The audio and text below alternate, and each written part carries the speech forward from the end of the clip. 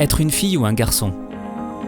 Une question importante pour l'humanité sur une planète aux multiples facettes. Un sujet central aussi lorsqu'on avance dans une adolescence où doutes et certitudes s'entremêlent dans un corps qui change et nous prépare à l'âge adulte. L'appel à projet, que je sois fille ou garçon, initié par le département des Pyrénées-Atlantiques, a permis à 5 collèges publics de mener leur projet durant plusieurs mois. Qu'ils soient à La Reims, Hasparren, Pau, Bayonne ou Cambo, chaque établissement a su fédérer les collégiens autour d'une valeur fondatrice, l'égalité entre les filles et les garçons.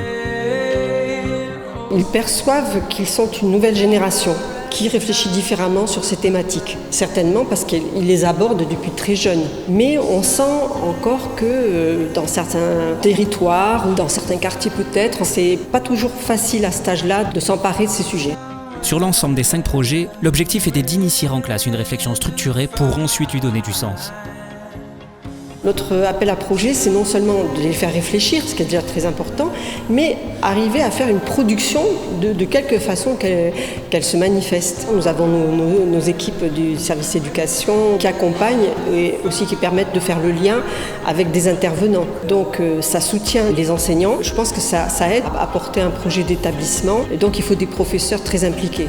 Et moi je les remercie beaucoup de s'impliquer et puis d'aider à ce point collégien.